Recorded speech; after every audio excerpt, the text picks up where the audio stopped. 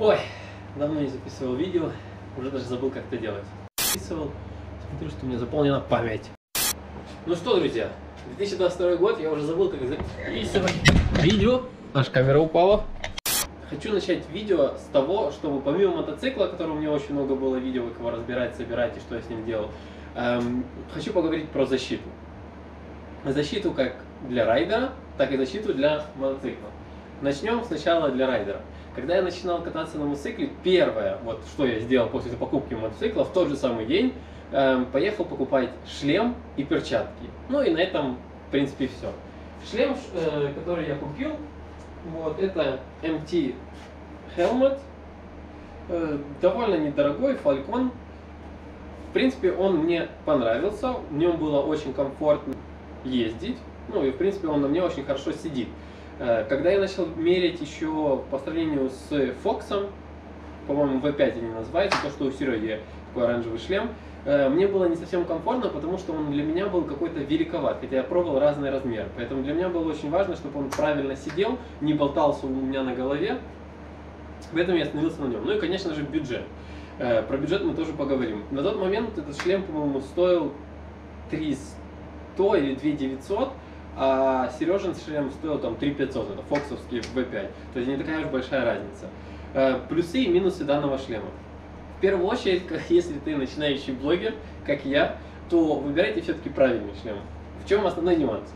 Я очень хотел снимать видео и крепить сюда камеру, но как мы видим, здесь козырек такой не очень ровной формы, и здесь зацепиться в принципе не за что. Поэтому я себе сделал вот такой намордник, в принципе так тоже можно снимать, но не очень удобно. Было бы удобнее на самом деле сверху, и вам бы был более интересный контент, потому что вы видели не только то, что происходит там вблизи это руля, а в принципе куда двигается камера, и больше обзора было бы. Но, к сожалению, имеем, что имеем. С точки зрения, как он меня защищал, довольно неплохо, было парочку падений, я пробую его ставить, если найду, где в принципе прилетало в шлем, но у меня в принципе тьфу-тьфу все окей. К шлему нареканий вообще в принципе никаких нету, и я им очень доволен, очень сильно доволен, кроме, конечно же, козырька, на который в принципе невозможно прицепить камеру.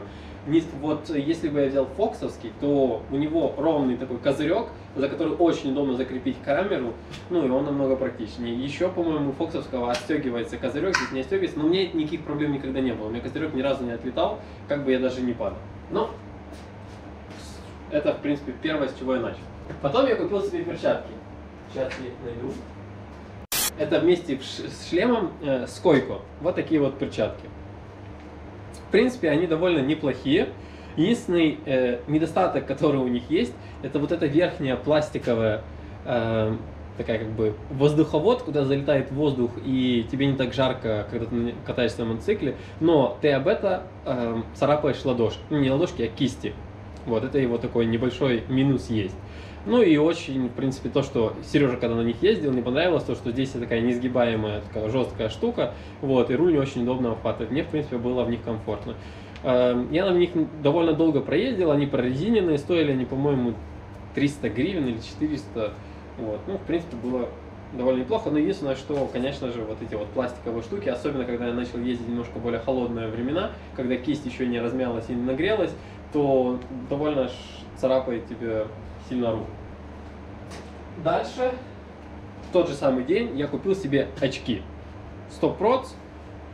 В принципе, к очкам никаких нареканий нету, они довольно неплохие. Это, по-моему, самые дешевые, которые были из Stop Prods. У них тоже меняемая линза, но я линзу не менял. Я выбирал, конечно, себе по красоте в цвет Терекса, который у меня был, это оранжевый. И, в принципе, я хотел себе цвета костюма тоже оранжевые. Есть определенный минус с ними. Они довольно плохо себя ведут, если очень яркое солнце или если очень-очень темно. То есть вот для средних суток они, в принципе, вот когда и не сильно светло, и не сильно темно, тогда очень даже неплохо. Но если темно, ну то есть солнце еще можно как-то прожить, тут блики просто какие-то появляются, но когда очень темно, в них просто нереально. Я не знаю, видно вам или нет, она немножко с таким каким-то таким другим цветом. Вот, у меня такой вот оранжевый цвет. Когда ты в темноту едешь, в принципе, вообще нифига не видно. Ну вот, в принципе, это мой был первоначальный набор, потом был спортивный костюм, кроссовки, и мы начали кататься.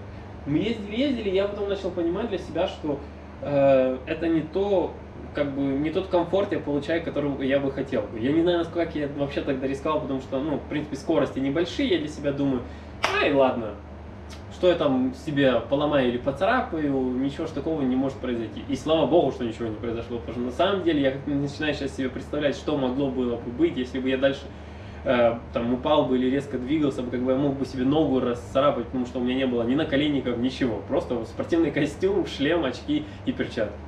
И потом со временем я начинаю уже понимать, что в первую очередь мне очень нужны ботинки. Почему? Потому что когда мы начали ездить очень часто в песчаный карьер на полигон, я ездил в кроссовках, которые продуваются для того, чтобы для бега они в основном сделаны, и в них забивался песок. И это очень некомфортно. Кататься просто нереально неудобно. Плюс у тебя нога соскальзывает с педали, ты не так, ступенек, ты не так сильно чувствуешь эту подножку, и у тебя такое не очень комфортное ощущение есть. Ну и плюс, если ты особенно в какую-то там лужу заедешь в какую-то речку, вот, то ногу ставить туда один раз можно, а потом кататься вообще невозможно. Поэтому следующее, что я купил, это были ботинки. Это Fox Com 5, Enduro версия, или как она там называется, где-то здесь есть. Off-road версия. У нее отличительная характеристика, это нижняя подошва, она не совсем плоская, она с такой еще ребристой, что можно было, в принципе, по грязи идти нормально. Ну, не знаю, помогает или нет, других у меня не было, поэтому не могу ничем сравнить. Но, что я по ним заметил? Они довольно для меня комфортные, очень хорошая у них непромокаемость, как мне кажется, потому что я с ним в воду вступал и, в принципе, никогда не промокал, только если сильно высоко. То есть у них вот здесь есть такой внутренний носок, вот, который не пропускает какую-то влагу. Вот он. Если выше него, то, конечно, все затечет. Они довольно неплохие и для начального уровня очень классные, я им был очень безумно доволен. Что мне единственное в них не хватает, это такой жесткости, то есть они так очень сильно плавают, я не знаю, как вам показать. То есть они вот туда-сюда могут так себе двигаться. И видно здесь, что у меня уже вот пошел залом, потому что нога все время двигается в разные стороны, поэтому следующий ботинок, который я бы хотел бы взять, это был бы шарнирные, в которых есть фиксация, и ты не можешь ногу двинуть вправо-влево. Так, стоп. Пока смотрел свое же видео, понял, что нужно менять ботинки. И те комментарии, которые я сам себе рассказывал, я понял, что как раз наступило время, у меня было день рождения, и родители мне подарили новые ботинки. Гаерный SG-12. Конечно же, под цвет мотоцикла, под цвет костюма и так далее. Но самое основное, то, что здесь изменилось, это то, что я вам показывал на моих старых ботинках. Здесь есть вот эта вот фиксация нижней части ноги, и она не дает тебе, вот шарнир не дает тебе вправо-влево, вот этот пластик крепкий, двигать ногу, и заломы вот эти вот невозможно здесь. Ну, то есть они все возможны, но они намного меньше. Плюс нога более жестко уже фиксируется в самом ботинке, и степень защиты здесь намного выше, чем у моих фоксовских. Вот этих. Вот здесь видно, что все очень мягко, я как бы прикладываю усилия, и все гнется. Эти, да, конечно, я понимаю, что эти ботинки новые, но их подвинуть, как-то согнуть, скрутить, ну, практически невозможно. Ну, может, потому что они новые, но тем не менее защита здесь намного сильнее. Я надеюсь, что мои ноги теперь вот целостно, вот эта вся компоновка, то, что я говорил, что когда я примерял свои новые наколенники, о которых я еще, кстати, не упомянул, то нога вообще очень сильно жестко фиксируется, что классно, потому что отдельно покупать классные шарнирные наколенники в комплекте без ботинок, оно как бы не такой эффект дает. С ботинками оно намного круче, конечно. Ну, это все приходит со временем, потому что на самом деле у тебя есть всего, не знаю, как вам сказать, 3 варианта, каким образом приходить к тому, что тебе нужно покупать какой тип экипировки. Первый вариант — это когда ты, ничего со мной не будет, когда что-то сломал или что-нибудь там повредил, тогда купил. Второй вариант есть, это когда ты постепенно идешь, это как я иду, в принципе. Ты сначала покупаешь какие-то дешевые, ну, качественную защиту, вот, и со временем, как у тебя появляется новый скилл, и ты понимаешь, что тебе не хватает, и где у тебя могут быть какие-то нюансы по травмам, уже предугадывая это, то ты покупаешь более серьезную экипировку. И третий вариант, это когда у тебя очень много денег, ты сразу покупаешь все самое лучшее, самое крутое, и ты в этом ездишь. Вот. У меня где-то баланс между первым и вторым. Тем не менее, никакие защелки, вот я на них проездил уже, сколько, уже практически 2 года, защелки у меня не отваливались, все с ними окей, нигде не зацеплялось. Ну, в принципе, они меня спасали довольно много раз, потому что очень много прилетало веток или камней, или обрезался на другой мотоцикл, и вот когда сюда удар приходит, они довольно хорошо спасают. Потом я начал кататься, и один раз я себе, даже видео это есть, я как-то перепрыгивал бревно на Терексе, и как-то неудачно его перепрыгнул и приземлился. У меня руль, получается, я ехал вот так, я перепрыгиваю бревно, и у меня руль заворачивается, и я как раз грудью на этот руль вот так приземляюсь, прям вот в этот ниппл, как говорится, в сосок. Особо там супер больно не было, но тогда я понял, что это довольно рискованно, и как бы здоровье дороже, и поэтому я себе купил нагрудник вот такой. Он меня спасал, на самом деле, после этого довольно много раз, благодаря еще также своей спине, потому что я довольно часто падал на спину, когда все круче и круче горки-то появляются, то довольно часто ты начинаешь уже падать на спину. Ну и плюс спереди.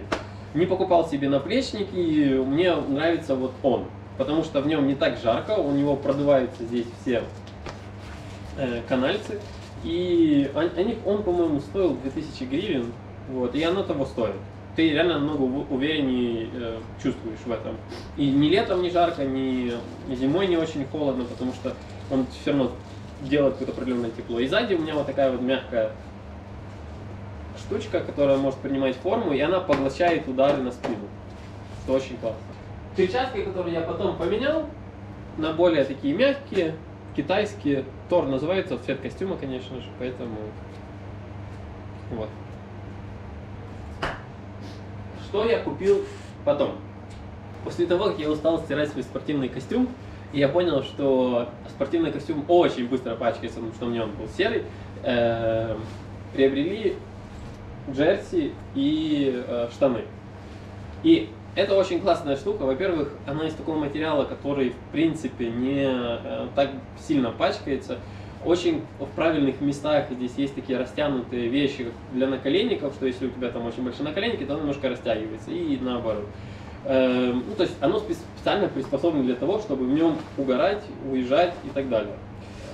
Все, что я с ним смог сделать, это когда-то на Терексе на меня упал мотоцикл, и я пришпарил себе глушителем, поэтому здесь немножко деформировался. Но тем не менее, за 2 года до сих пор еще живой костюм, довольно неплохо выглядит. Да, конечно же, у него там сзади есть уже определенные потертости. Ну, на штанах бы я бы не экономил, потому что это очень нужная вещь. И нужно покупать как-то более качественно, потому что больше шансов, что ты что-то порвешь или поцарапаешь, или там запачкаешься, это как раз в нижней части, чем с джерси. Джерси можно, в принципе, я видел очень много людей, которые ездят в обычной регулярной одежде. Вот. Ну, в принципе, джерси под костюм тоже купил, у него здесь есть специально проветривание под мышками дырочки, как и у штанов, в принципе, то же самое есть возле района колен, поскольку ты очень сильно потеешь в этом. Ну и плюс ты всегда, ну, как бы, пришел, там, не знаю, ни одного костюма, я его там стираю, наверное, раз в 2 месяца, и мне его хватает. Ну, конечно, только если ты сильно жестко какашки не заехал, тогда, конечно, чаще. Но в основном где-то так. Джерси стираю чаще, потому что очень сильно потеешь. Ну и потом я купил себе наколенники. Про наколенники это отдельная история, и вот эта история, которую я говорю, что у меня тут привилирует, и первый вариант, что я сначала упал, а потом понял, что нужно что-то более серьезное, потому что ту травму, которую я получил, она мне как бы остановила в спорте, вообще в дискомфорт для моей жизни появился месяцев на 5.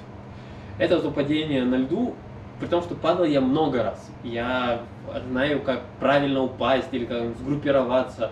Это было просто стечение обстоятельств. И я уже возвращался, в принципе, после покатушки, когда по этой же дороге ехал раза в 2 или в 3 быстрее. Ехал просто плавненько, немножко поддал газу. И все. И вся проблема произошла там, где это был лед, по которому я как бы ехал быстро, ничего не было. Но я ехал медленно, чуть-чуть, немножечко дал газу. У меня заднюю часть мотоцикла понесло.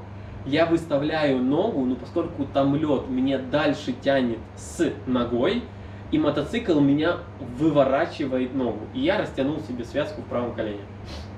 При том, что я был на наколенниках. То есть не так, что я без наколенников поехал. Я был на наколенниках, которые обычные наколенники, не шарнирные. Они защищают в основном от ударов. Я не могу винить, что проблема в наколенниках, потому что они не должны были меня от скручивания как-то спасти. Они просто спасают от ударов, которые приходят к ним спереди. К сожалению, у меня их сейчас нету, потому что я их уже продал. И я вам покажу, что я купил вместо них. Поды К4 2.0. Очень прикольные.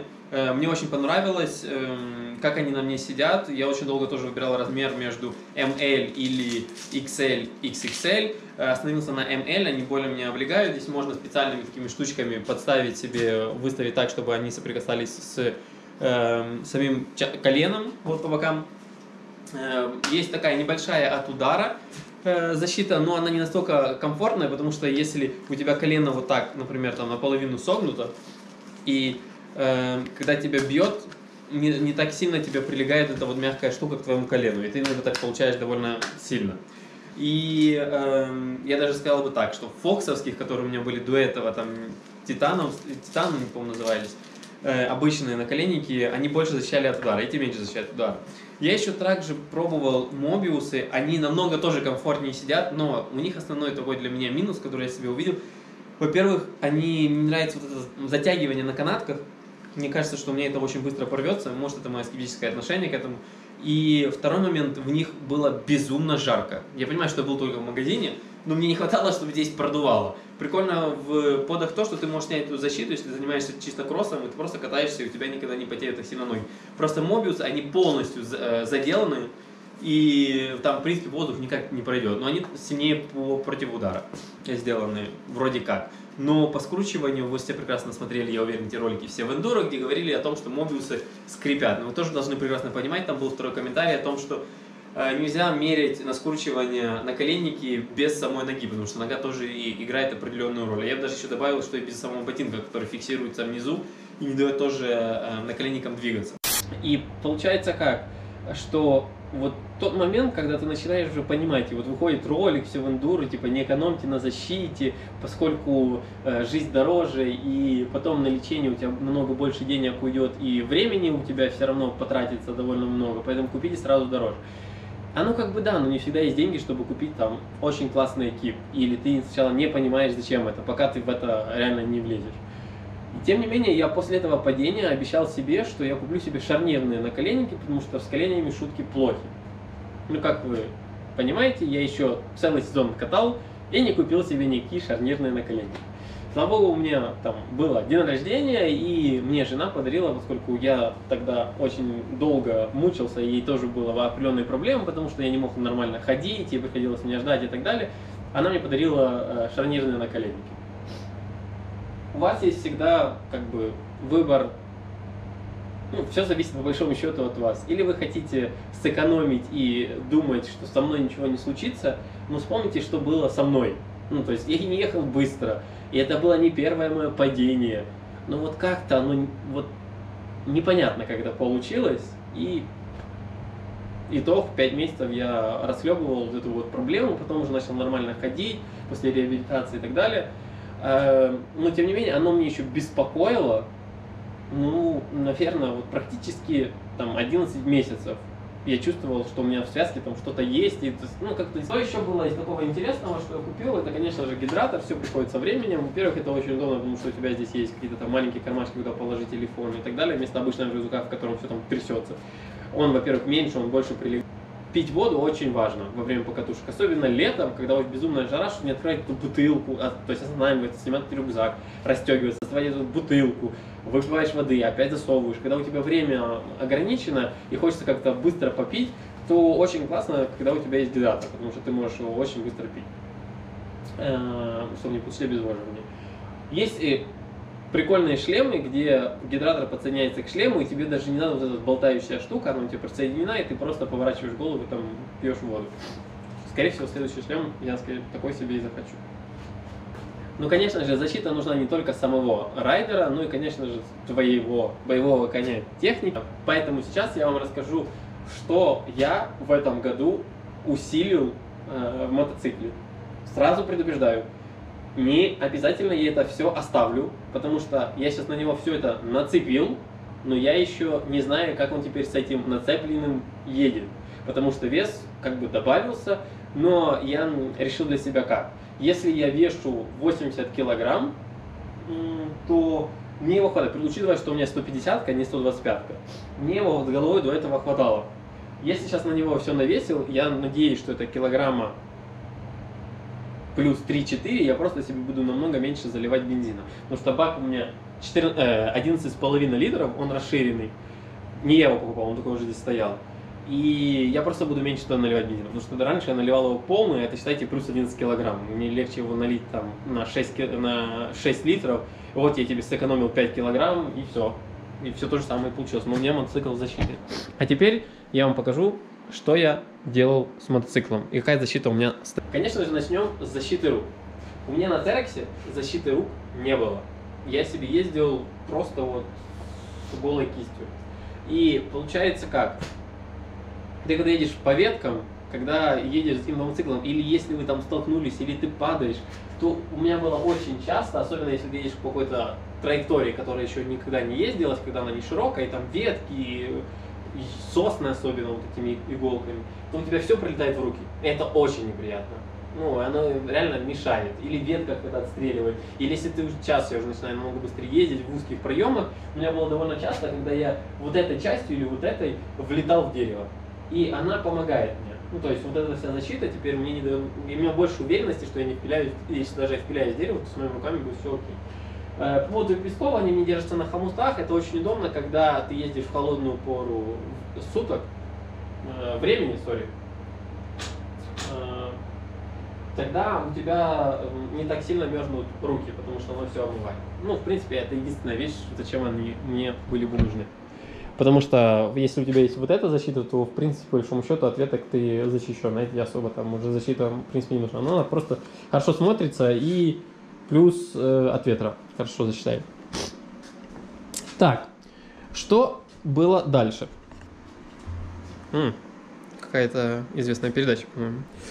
На мотоцикле изначально, когда я его приобретал, была защита днища. Очень нужная вещь, поскольку если ты переезжаешь какие-то бревна или какие-то препятствия, то очень часто ты бьешься днищем. Я посмотрел, скорее всего, здесь днище стояло не с самого начала, поэтому там уже счесана, ну, грунтовка и краска, и видно, что там побиты, были небольшие вмятинки. Поэтому потом, скорее всего, кто-то поставил здесь защиту. Небольшой спойлер. Я уже заказал новую защиту. Думаю, что будет очень много контраверсивных версий, поскольку она будет тяжелая, но я очень долго искал защиту для резонатора. Именно большую защиту резонатора. Не вот эти резинки или алюминий, которые, в принципе, по большому счету от мелких камешков защищает или от какой-то веточки, а именно большую, такую массивную, именно для этой модели. Поскольку здесь резонатор идет не трубкой вот такой изогнутой в сторону и потом сюда заходит, а вот напрямую, поскольку это еще старые модели и здесь еще так это не нужно было делать, то для них, в принципе, очень тяжело найти нормальную защиту, только какие-то самоделки. Ну, я нашел компанию, я сейчас ее жду, чтобы оно пришло, но это отдельно. Ставил себе защиту заднего тормоза. В принципе, довольно интересная штука, я ее пару раз как бы задевал, это не настолько критично, она довольно даже дешевая, она даже недорогая, это самая дешевая, по-моему, защита, которую можно купить на мотоцикл. Вот. Я все равно ее поставил на всякий случай, потому что все равно планировал покупать защиту на передний тормозной диск. Вот она намного дороже, она стоит там 1000 гривен уже, на Алике я ее купил. И это довольно прикольная штука, потому что я довольно часто бился передом, здесь даже у меня вот одного болта нету, потому что еще счесывается, и ты очень часто бьешься этой стороной, особенно если ты ездишь по каким-то склонам, или ухабам каким-то, то ты с горой, то здесь может быть корень или камень, и я пару раз уже сюда вот так вот прилетал. Слава богу, диском ничего не случилось, но тем не менее я ее поставил. Плюс оно не так сильно счесывает тебе нижнюю часть твоей вилки, ну и немножко позащищает еще также и сам тормоз.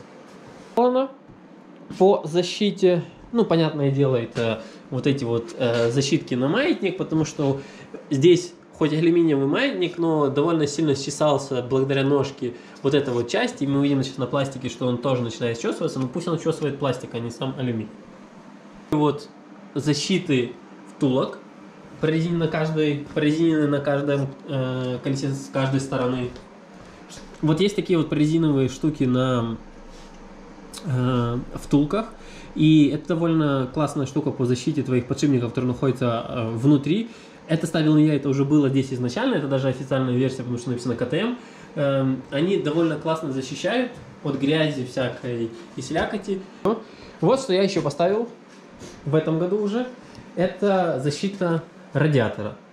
Обошлась она мне 100 баксов, потому что она бушная. Это какая-то фирма SRT. Я посмотрел, они вообще ее новые стоят по 200 баксов. Они в идеальном состоянии. Встали немножко не совсем идеально, поскольку у меня довольно неровные уже радиаторы.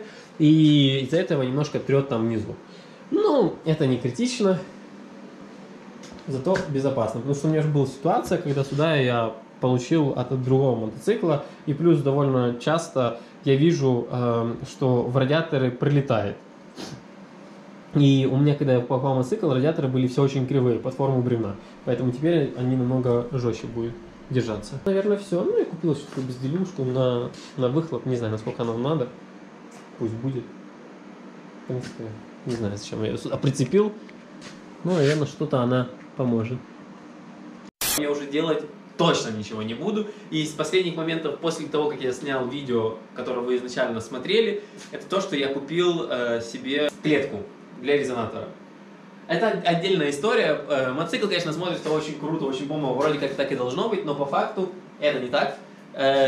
Изначально эта клетка предназначалась для стандартного резонатора, который был изначально, у него немножко другая форма. У меня здесь стоит FMF-овский Фетти, который я вам рассказывал до этого, он имеет немножко другую форму.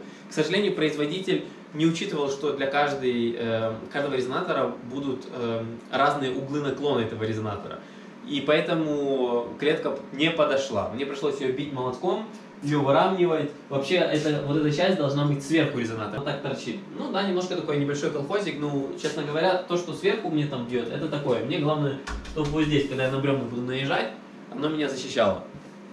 Но, по факту я вам скажу так, что когда вы заказываете у этой компании Carapax, ну я не у них настраивал, это бренд, который делает, а я заказывал у некого Степана Контакта, которого я оставлю внизу. У него даже, кстати, почему-то, я не знаю, дешевле стоит клетка, чем на официальном сайте с условием доставки, потому что на сайте можно заказать в Украину доставку. И там много разной защиты, есть и разных еще других вещей для мотоцикла, и можно прям выбрать реально доставку в Украину.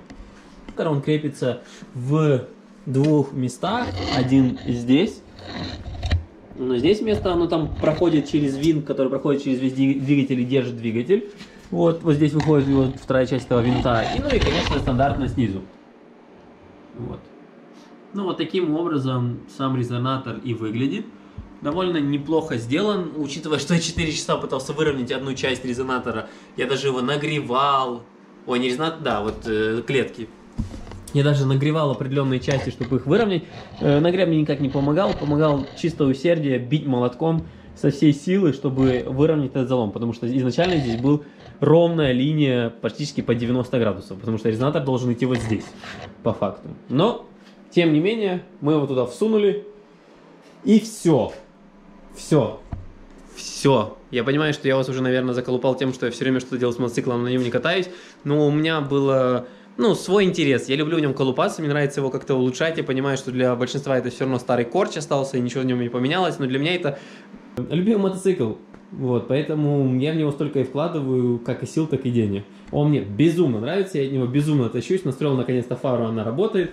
Очень смешное решение по выключателю света. У меня он здесь был изначально, но старый я выкинул, купил себе такой и подключил его, там его и оставил. Поэтому у меня свет здесь так и остался включаться.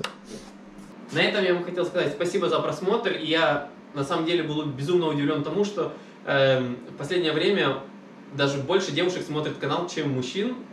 Прикольно, заходите. Очень много стало смотреть наших друзей с России, порядка 15%. И, к сожалению, всего 15% из всех просмотров подписываются. Ребята, подписывайтесь, мне это очень важно. Я хочу все-таки добиться 1000 в этом году. Мы ставим все друг другу себе цели на этот год. Я себе поставил Новый год цели на этот год, и я хочу добиться этой 1000. Я буду стараться для вас снимать какие-то классные видосы. Вы оставляйте, пожалуйста, комментарии, лайки, подписки. И дальше будет. Я надеюсь, что 2022 год будет намного интереснее, чем прошлый. Серега...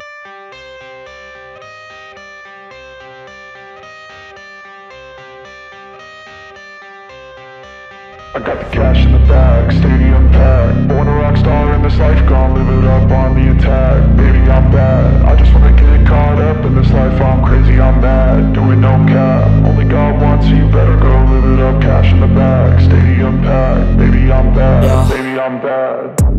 I just wanna stay bad, stay mad. Chip on my shoulder cause they treat me like an outcast. I ain't gonna take that, stay back. I'll be swinging hard till the hits come in all caps. I ain't gonna lay back, pray that someone's gonna help me. Ain't nobody like that. I ain't gonna wait, that's all fact. Give me one shot and I'll never get the throne back. I'm sick of being cautious, I'ma go cause some pain, can't stop this. I'ma steal everybody's lane, call it shoplift. Sick of hearing everyone